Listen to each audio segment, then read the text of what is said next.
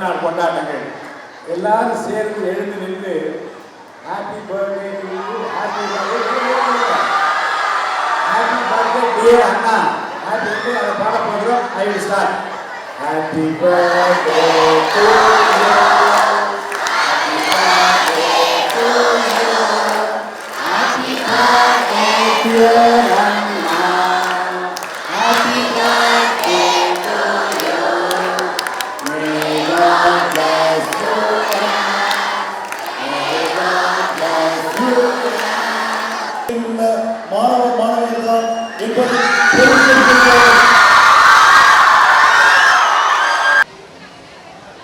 தன்னிகரில்லாத தலைவராக இன்றைக்கு இந்திய துணைக்கண்டம் வியப்பாலே விழிகளை உயர்த்தி பார்த்து கொண்டிருக்கிற மக்கள் விரும்புகிற, மக்கள் விரும்பி ஏற்றுக்கொண்டிருக்கிற, மக்கள் வாக்களித்த நம்முடைய அன்பு தலைவர் முதலமைச்சர் அவர்களின் பிறந்தநாளை ஒட்டி 1000 விளக்கு தொகுதியில் டேலண்ட் எக்ஸாமினேஷன் அருமை சகோதரர் திருமலை வாசன் அவர்கள் இன்றைக்கு அவருடைய நிறுவனத்தின் சார்பில் சிறப்பான ஏற்பாடுகளை செய்து அந்த போட்டியை நடத்தி முடித்திருக்கிறார்கள்.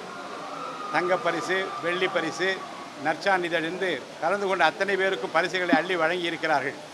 இது கிள்ளித் தருகிற அரசாங்கம் அல்ல, அள்ளித் தருகிற அரசாங்கம் என்று அளவில் அரசாங்கம் செயல்பட இருக்கிற போது இன்றைக்கு தனியார் பங்களிப்பு என்ற அடிப்படையில் திருமலை வாசன் அவர்கள் இந்த போட்டியை 1000 விளக்கு தொகுதியில் நடத்தி இருக்கிறார்கள்.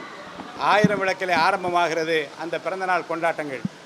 மகிழ்ச்சியோடு மாணவர்கள் இதில் ஏறத்தாழ 500 மாணவர்கள் பங்கு பெற்று இந்த டேலண்ட் எக்ஸாமினேஷனில் வெற்றி பெற்றிருக்கிறார்கள். அவர்களுக்கு என்னுடைய நல்வாழ்த்துக்களை நான் தெரிவித்துக் கொள்கிறேன்.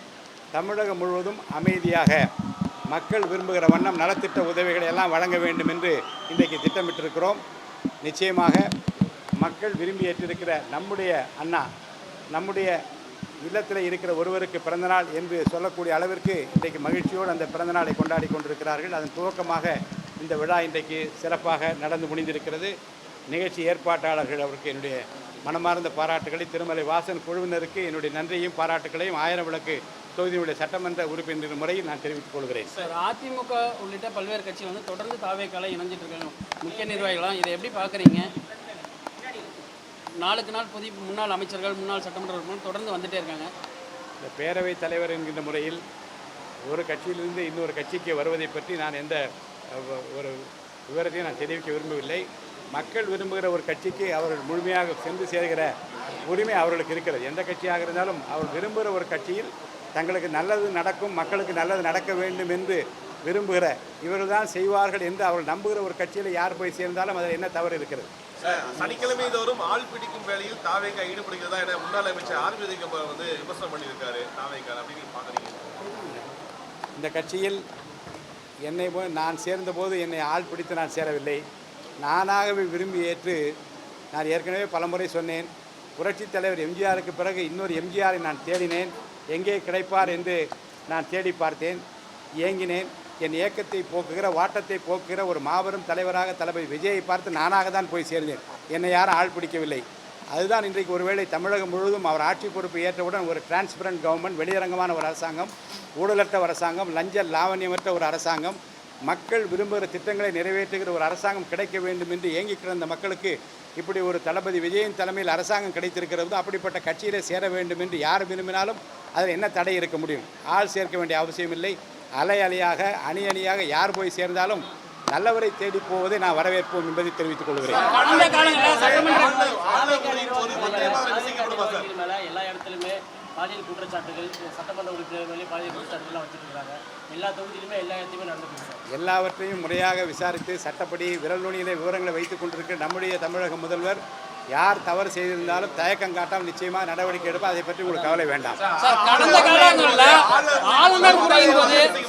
அதிமுக சட்டமன்ற உறுப்பினர்களை தமிழக வெற்றி கழகம் ஷாப்பிங் செய்து வருகிறது. அதே போல வந்து அவங்களுக்கு அவங்க ஆட்சி மீது நம்பிக்கை இல்லையா, அது மட்டும் இல்லாமல் அவங்களுக்கு ஆதரவு அளித்த கட்சிகள் மீது நம்பிக்கை இல்லையா அப்படின்னு சொல்லிட்டு திமுக தலைவர் ஸ்டாலினை சொல்லியிருக்காரு.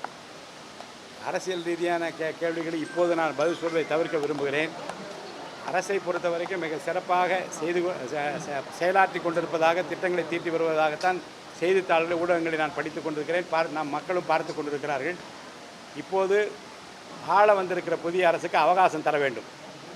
அந்த குறுகிய கால அவகாசத்திலே மக்கள் மனதை ஈர்த்திருக்கிறார்.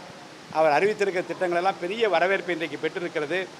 ஆண்டவர்கள் ஆள வந்தவர்களுக்கு அவகாசம் தர வேண்டும், அதுதான் முறையாக இருக்கும் என்று நான் கருதுகிறேன். கடந்த காலங்களில் ஆளுநர் உரையின் போது இந்த தமிழ் தாய் வாழ்த்து பாடுவது ஒரு சர்ச்சைக்குரிய செயலாக பார்க்கப்பட்டது. இப்போ இந்த ஆளுநர் உரையின் போது என்ன நடவடிக்கை எடுக்க போகிறோம்? தமிழ் தாய் வாழ்த்து முதல்ல பாடப்படுமா? இப்போது வந்திருப்பதை போல 18ஆம் தேதி நீங்களும் அங்கே வரத்தான் போகின்றீர்கள், வந்து பாருங்கள் என்று உங்களை அன்போடு கேட்டுக்கொள்கிறேன். சார் இன்னொன்று, இந்த மதசார்பு